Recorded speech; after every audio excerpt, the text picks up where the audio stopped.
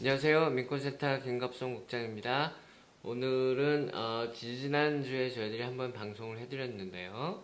지금 뉴욕주에서 시행하고 있는 긴급 렌트 보조 프로그램에 대해서 저희들이 한 번 더 시간을 마련을 했습니다. 그 이유는 저희들이 이제 신청서 대행 활동을 해드리고 있는데 직접 신청을 하시는 분들을 위해서 웹사이트에서 이제 신청을 직접 하실 수 있는데 좀 더 자세하게 주의할 점들을 알려드리기 위해서 한 번 더 시간을 마련을 했습니다. 그래서 오늘 다시 한번 저희 민권센터 차주범 선임 컨설턴트 모셨습니다.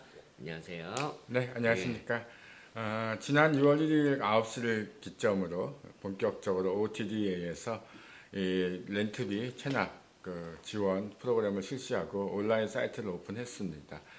지난 방송을 통해서 저희들이 그 온라인 신청 작성 요령에 대해서는 전반적으로 말씀드렸는데, 이제 그동안 저희들이 꾸준하게 매일 서너 케이스씩 신청 대행 서비스를 저희들이 직접 수행하고, 또 저희 민권센터에게 여러 가지 문의 전화 온 것을 종합해서 오늘은 일종의 쪽집게 강의로서 신청하실 때 유의할 점과 몇 가지 참고해야 될 점들을 집중적으로 설명해 드리겠습니다. 그럼 이제 화면을 보면서 이제 바로 설명을 드리겠습니다. 여러분들이 이제 ERAP, Emergency Rental Assistance Program 신청 사이트에 처음 들어가시면 초기 화면이 이제 이렇게 나옵니다. 여기서 가장 중요한 점은요, 지난번에도 제가 언급해 드렸습니다만 세입자는 이 사인업 등록을 하셔도 되고 안 하셔도 됩니다. 여기에 Apply Here Now라고 되어 있죠. 직접 신청을 하셔도 되는데 임대주는 반드시 등록을 해야 됩니다. 그래야지만 차후에 임대주가 제출해야 되는 서류들을 업로드를 할 수 있습니다. 그 내용은 이 ERAP를 설명한 안내서에는 나와 있지 않지만 비디오 프로토콜, 비디오 안내 영상에는 분명히 나와 있습니다. 여러분의 이해를 돕기 위해서 이것을 한국어로 전환해서 또 설명해 드리겠습니다. 이렇게 상단에 언어를 선택할 수 있는 부분을 클릭하시고 이제 한국어를 선택하시면 이런 모양의 초기 화면을 보시게 됩니다. 거듭 말씀드린 대로 세입자는 지금 신청하기로 바로 하셔도 되고 등록을 하신 후에 로그인하셔서 신청서를 작성하셔도 됩니다. 다만 임대주는 반드시 등록을 해야 됩니다. 그리고 최근에 이 OTDA에서 이 초기 화면에 몇 가지 사항들을 업데이트를 해놨습니다. 여기를 보시면은 이런 내용들이 나옵니다. 중요 사항이라 그래갖고 안내가 되어 있습니다. 여기 보면은 전에는 신청서를 작성하는 과정에서 여러분들이 중간에 중단을 하거나 또는 등록 서류가 미처 다 준비가 못 되어 있다거나 오류가 발생했거나 그래서 중단하는 경우가 많았기 때문에 여기 중요 사항을 보면은 이전에 신청서를 신청했지만 완료 및 서명하지 않은 경우에는 신규 신청서 처음부터 다시 시작해야 합니다. 라고 이렇게 되어 있습니다. 이 점을 잘 염두에 두셔야 되겠습니다. 또한 여기 전에는 없던 최근에 새로 생긴 이 버튼이 있습니다. 이거를 클릭해 들어가시면 이것은 뭐냐면은 이제 제가 아까 임대주는 반드시 등록을 해야 된다고 했습니다. 그래서 이것을 클릭해서 들어가면 임대주가 어떻게 이 사이트에 등록을 할 수 있는지, 그리고 임대주가 구체적으로 어떠한 사항들을 해줘야 되는지에 대한 안내가 자세히 나와 있습니다.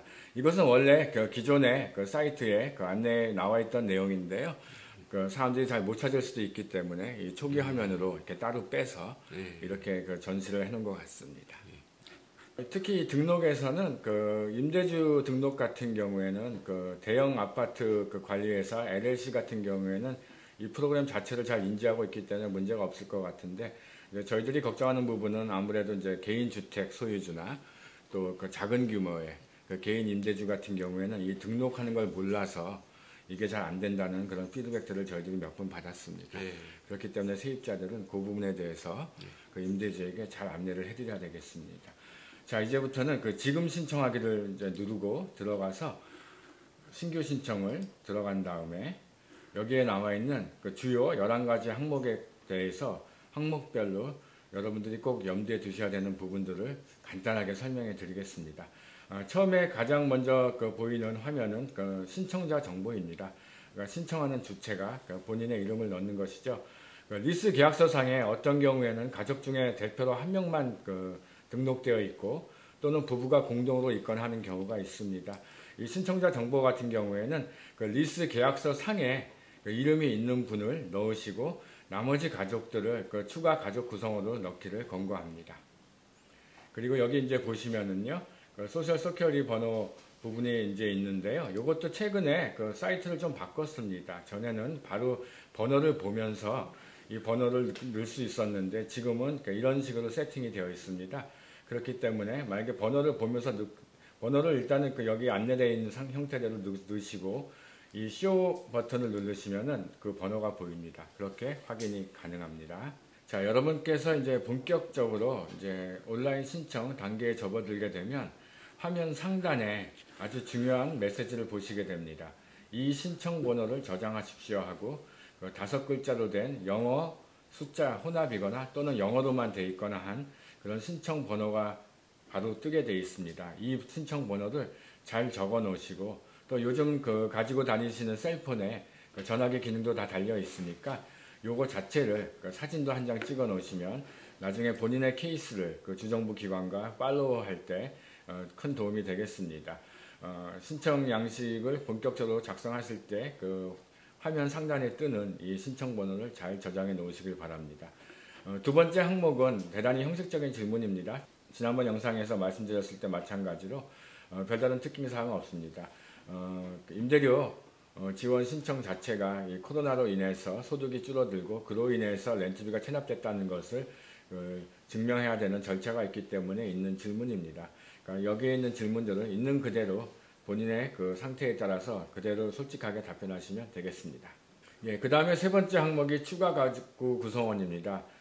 요거를 작성하실 때 다소간의 어려움을 느끼시는 가정들이 아마 있을 것입니다. 그 부분에 대해서 제가 가장 그 힘들어하는 부분에 대해서 설명해 드리겠습니다. 일단은 그 추가 가정 구성원이 없으시면 아니어도 하고 바로 다음 페이지로 넘어가시면 되고요. 추가 가족 구성원이 있으시면 예를 하고 본인을 포함해서 가족수가 몇 명인지를 여기 클릭을 해서 표시하시면 됩니다. 일단 3명 정도 있다는 전제를 하고 구성원 추가로 넘어가 보겠습니다.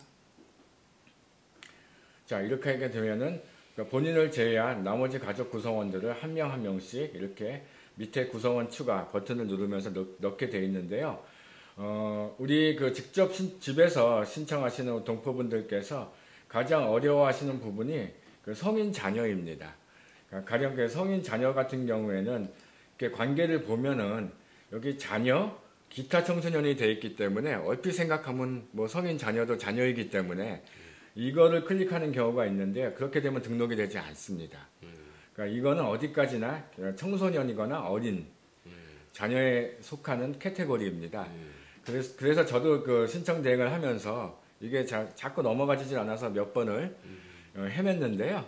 그러니까 나중에 알고 봤더니 그 성인 자녀는 이 기타 성인, 예, 이 기타 성인을 선택하셔서 이 정보를 넣으면은 저장이 가능합니다. 다음에 이제 항목이 소득입니다. 이 자격 요건 중에 하나가 그 지역별로 설정된 그 중간소득 80% 이하 수입을 올린 가정이 신청할 수 있고 또 그 중에서는 또 50% 이하의 수입을 올렸을 경우에는 우선순위에 해당되기 때문에 이 소득에 관한 항목이 있습니다. 지난 영상에서 그 설명해 드린 대로 이 소득은 세금보고 양식이 있으시면 그 세금보고 양식에서 신고했던 2020년 그 총 소득을 모든 가족 구성원의 소득을 기록을 해주시면 됩니다. 그런데 어떤 분들 중에는 그 소득이 없으신 분들이 있습니다. 팬데믹으로 인하여 일을 못하셨거나 또는 와병 중이었거나 그런 여러 가지 이유로 일을 못하셔서 소득이 전혀 없으신 경우들도 있는데요. 그런 경우에는 본인이 그냥 무소득 그 진술하는 그런 양식을 하나 써서 첨부를 하시면 됩니다. 또 어떤 분들은 소득이 있지만 그 세금보고 양식이 없고 또 페이스톱 같은 임금 명세서 같은 것들이 없기 때문에 본인의 소득을 그 증명하기가 대단히 까다로운 분들이 있습니다. 그런 분들은 이제 인플로이먼트 버리피케이션이라 그럽니다. 그런 양식이 저희 민권센터에도 샘플 양식이 있습니다. 인플로이먼트 버리피케이션 그 샘플 양식에다가 그 고용주로부터 그 일하고 있다, 그리고 어느 정도의 그 임금 소득을 올리고 있다 하는 내용을 담은 그 증빙서를 받아서 그거를 그 나중에 업로드하시면 되겠습니다. 예, 이번 항목은 임대계약서입니다. 지난번 영상에서 설명해 드린 대로 처음 내용은 평이합니다. 임대 계약서 상에 나와 있는 그 렌트 그 종료 날짜를 넣으시고 임대료를 넣으시면 되겠습니다. 저는 일단은 여기 그 화면을 진행하기 위하여 1,520불이라고 임의대로 한번 넣어 보았습니다.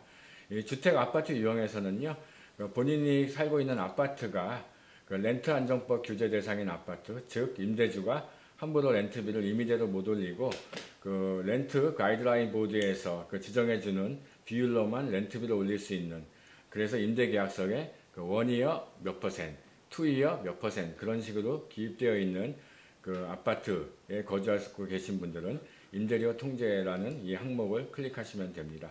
그렇지 않은 분들은 일반 하우스 같은 주택에 살고 계신 분들은 해당 없음을 클릭하시면 됩니다. 이 주택 소유주 항목입니다. 이 주택 소유주 항목은 이 개인 임대주 그 정보를 넣는 세팅으로 되어 있습니다. 그래서 제 이름이 차주범인데 여기다 주범 넣고 여기다 차 뭐 이런 식으로 넣게끔 그런 식으로 세팅이 되어 있습니다. 그런데 지금 현재 임대주가 개인이 아니라 대형 임대회사 LLC나 코퍼레이션인 경우들도 있습니다. 그럴 경우에는 당황하지 마시고 요 이름 요 칸에다가는 그 회사의 이름을 넣고 요 성에다가는 뭐 LLC나 코퍼레이션 그 정도를 넣으시면은 기입이 가능하십니다. 그 다음엔 대단히 중요한 항목입니다. 임대료 연체 항목이죠. 이 프로그램이 그 연체된 그 임대료를 그 주정부가 대신 임대주에게 갚아주는 프로그램이기 때문에 여러분들이 이 항목을 잘 작성해야 된다고 지난 영상에서 이미 말씀드렸습니다. 지난 영상에서도 사실 설명을 했는데 많은 그 세입자분들께서 이 항목을 작성하실 때 실수를 자꾸 반복하시는 것 같습니다. 여기 보시면은 그동안 체납된 밀려있는 그 렌트비 총액을 넣게 되어 있지가 않습니다. 매달 세입자가 내야 되는 임대료 금액을 넣고 그리고 그 달에 그 밀려있는 그 임대료 그 금액을 넣게 되어 있습니다. 그러니까 예를 들어서 만약에 한 3달 정도 그동안 임대료가 밀려 있었는데 임대료가 1,520이라고 제가 아까 넣었었죠, 임의대로. 그런데 그 달에 만약에 이 중에서 한 500불 정도는 갚았다라고 전제를 한다면은 이 기한 경과 금액은 그 중에서 500불을 빼고 그러니까 1,020불을 이런 식으로 그러니까 기입을 하시는 겁니다. 그런데 그 다음 달에는 도저히 여유가 없어서 임대료 1,520불 중에 한 푼도 갚아주지 못하고 그대로 다 밀렸다. 그러면 있는 그대로 1,520불 이런 식으로 기입을 하시는 겁니다. 이렇게 해야지만이 정확한 그 체납 임대료 산출이 됩니다. 이게 지난해 3월부터 올해 6월까지 체납된 거를 적을 수 있는 거죠. 그렇습니다. 이 그 렌트비 지원 프로그램은 팬데믹으로 인하여 소득이 감소했기 때문에 렌트비가 체납된 경우에 그 대신 그 렌트비를 임대주에게 갚아주는 프로그램이기 때문에 팬데믹 이전 상황에 대해서는 관여하지 않습니다.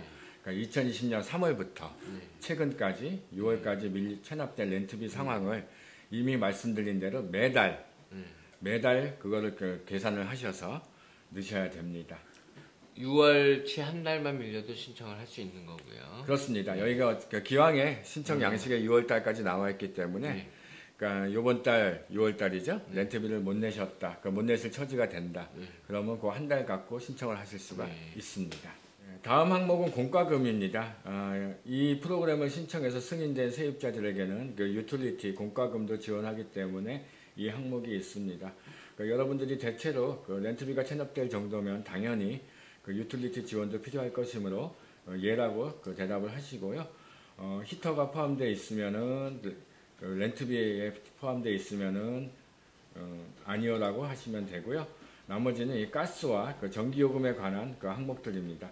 만약에 그 가스와 전기요금이 그 밀려 있으신 분이라면은 이 두 가지를 그 예를 하시고 나머지 부분에 대해서 이제 기입을 하셔야 되는데요.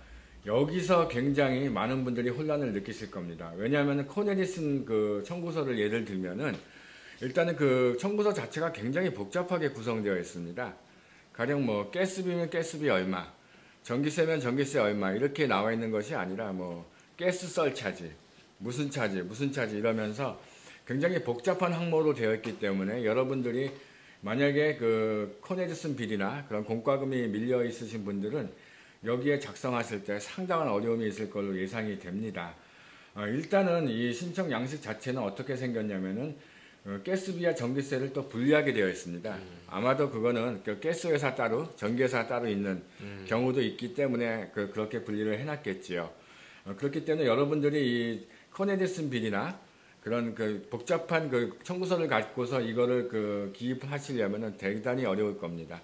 뭐 한 달 정도 밀려 있다라면은 뭐 그래도 기입이 쉬울 텐데 가령 그 민권센터에 어떤 그 지원을 신청하셨던 분은 이 공과금, 그 가스비와 전기세, 커네디슨 빌이 한 2,000불 정도 밀려있던 분들이 있어서 저희들이 이거를 작성하는데 대단히 고생을 했었습니다.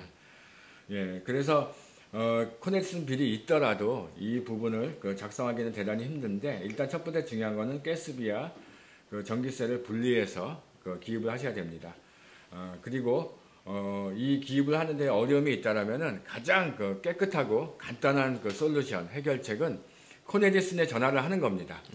그러니까 저희 민권센터 이 프로그램을 현재 그 서비스를 하고 있는 직원이 너무 답답해서 저희들이 전화를 아예 해봤습니다. 커네디슨에. 그랬더니 거기서 아예 그 커스터머 레프리제너티브, 그러니까 거기서 안내하는 직원이 다달이 밀린 가스비와 전기세를 그냥 불러줬습니다. 네, 그렇기 때문에 만약에 그 가스비와 전기세가 많이 밀려서 밀려 있다고 표시를 하시고 그 사항에 대해서 기입을 하셔야 되는 세입자가 있다면 그리고 계산이 힘들다면 추산이 힘들다면 커네디슨 같은 회사에 바로 그냥 전화해서 물어보는 것이 가장 간단한 방법입니다.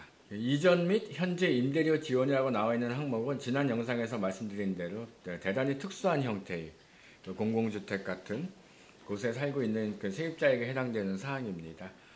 섹션 8이나 기왕에 그 지원을 받고 있고 한 달에 그 대단히 저렴한 그 렌트비를 내고 있음에도 렌트비가 체납돼서 이 프로그램을 이용하려고 하는 세입자들에게 해당되는 그 질문들이기 때문에 대부분의 일반 아파트에 살고 있거나 개인 주택에 살고 계신 세입자들은 해당이 안 될 것입니다. 그래서 그 질문이 굉장히 그 평이하니까요. 그대로 대답해 주시면 되겠습니다. 예, 그 다음에 있는 이제 항목이 통신 기본 설정입니다. 그러니까 이 프로그램을 신청한 세입자가 앞으로 그 주정부로부터 연락을 받을 때 그 어떤 방식으로 받기를 원하냐라는 질문입니다. 지난 영상에서도 이미 설명해 드렸습니다. 있는 그대로 본인의 상태에 맞게 대답해 주시면 되겠습니다. 예, 신청자 인증 항목은 이제 본인이 그 제출한 정보가 정확하고 현재 그 신청자 정보에 넣었던 그 주소지에 살고 있으며 또한 그 주정부의 모든 절차에 대해서 동의한다는 그러한 대단히 형식적이면서 또한 중요하기도 한 그 항목입니다. 여기에 예라고 표시하시고 서명하시면 되겠습니다.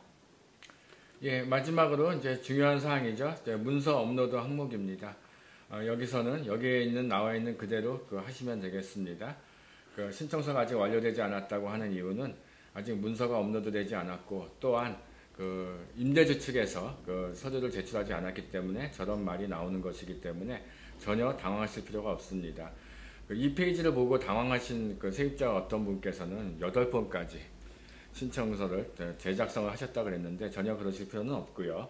여기에 나와 있는 그대로 하시면 되겠습니다. 그럼 우리들도 여기 나와 있는 그대로 홈으로 가서 여기 세입자 문서 업로드가 있습니다. 그래서 여기서 아까 초기에 제가 말씀드렸죠. 그 세입자가 분명히 그 어플리케이션 넘버, 그 신청 번호를 잘 기록해야 된다. 그래서 그때 기록했던 그 신청 번호를 여기 기입하시고 신청자의 그 생년월일을 기입하신 다음에 여기 선택을 하셔서 항목별로 하나씩 선택을 하셔서 미리 스캔을 떠나왔거나 사진으로 찍어놓은 그 증빙 서류들을 항목에 맞게 하나하나 차례대로 그 업로드를 해주시면 됩니다. 여기까지가 이제 신청서 저희들이 제출하는 과정이고요. 근데 그 몇 가지 좀 더 여쭤보면 이제 6월 1일부터 신청서 이제 접수 대행을 저희들이 시작을 했는데 그 사이에 뭐 이제 집주인도 신청서를 마치고 뭐 이미 돈을 받기 시작한 케이스는 아직 없죠? 네, 아직 한 케이스도 없습니다. 예. 저희들이 그걸 어떻게 알게 되었냐면은 저희들이 한 그 의뢰인 그 세입자 케이스 때문에 저희 주택 변호사가 그 콜센터에 직접 전화를 한번 한 적이 있었습니다. 그래서 대화 중에 저희들이 알게 되었는데요. 6월 30일까지는 예. 그 OTDA 그 주정부 관장기관에서 계속 신청서만 접수할 겁니다. 예. 본인들이 그 신청한 거를 들여다보는 그 본격적인 업무는 진행하지 않는다고 그렇게 밝혔습니다. 그러니까 펜딩으로 되어 있다는 것이 정상적인 지금 상태인 거죠? 그렇습니다. 누구든지 현재 그 본인의 그 신청 상태를 확인하게 되면 펜딩으로 나올 수밖에 없습니다. 그것이 대단히 정상적인 상황이고요. 앞으로 6월 30일이 지난 다음에 본격적으로 이제 심사에 들어가고 아마 그 주정부 관장기관에서 본격적으로 그 지급하는 절차에 필요한 일들을 할 걸로 예상됩니다. 그리고 이제 신청서를 접수를 시켰는데 이 신청서 접수시킨 내용 중에 수정을 해야 된다고 문의를 하시는 분들도 많이 있으신데요. 이 컴퓨터상으로 수정이 불가능한 것 같아서 그거에 대해서 좀 어떻게 수정을 할 수 있는지 그것 좀 알려주시면 좋겠습니다. 네, 최근까지 불가능했습니다. 아, 그렇군요. 예, 그래서 누구나 그 콜센터가 나오죠. 네. 그 초기 화면에 보시면은 여기 도움이 필요하십니까? 하고 여기 콜센터, 네, 네. 한국어 지원도 되는 네. 콜센터 번호가 나왔기 때문에 모든 세입자들이 이 콜센터에 전화를 해서 그 해결을 할 수밖에 없는 상황이었는데 네. 최근에 이 온라인상으로 본인의 신청서를 그 수정할 수 있는 방법이 나왔습니다. 새로 그 나왔군요. 기능이 추가되었습니다. 네. 그런데 온라인으로 신청을 하려면은 세입자 역시도 등록을 하셔야 됩니다. 아, 그러니까 온라인 수정이 가능하려면 네. 제일 처음에 신청을 할 때부터 등록을 해놔야 나중에 수정이 꼭 가능하다. 그렇지는 않을 것입니다. 아, 나중에 등록을 하더라도 그렇죠. 그러니까 한마디로 여기 어카운트를 만드셔야 된다는 겁니다. 만들면은 그때는 이제 수정이 예, 가능해지다. 어카운트를 만드시고 로그인을 하고 들어가시면은 네. 거기 테넌트 섹션이라는 바가 상단에 나옵니다. 네, 네. 그 테넌트 섹션 바를 클릭하고 들어가시면 맨 하단에 업데이트 어플리케이션이라는 그 기능이 추가되었습니다. 그렇기 때문에 만약에 그 아무런 문제가 없으시다면 굳이 수정해야 될 이유가 없으시다면은 굳이 등록을 안 하셔도 되고요. 네. 꼭 수정을 해야 되시는 세입자분들이 계시다면 네. 그리고 처음 신청할 때부터 만약에 그런 경우를 대비해서 그 등록을 하고 싶으신 예. 세입자들은 등록 기능을 활용하시면 되겠습니다. 예. 예, 그리고 이제 제가 추가로 그 몇 가지만 더 그 중요한 사항들을 말씀드리면은요. 그 문서 업로드 상에서도 그 세입자는 얼마든지 향후에 본인의 신청 번호만 갖고 있으면 이 세입자 문서 업로드 이 항목을 클릭하고 들어가서 추가로 예, 부족한 네. 그런 문서 업로드를 할 수 있습니다.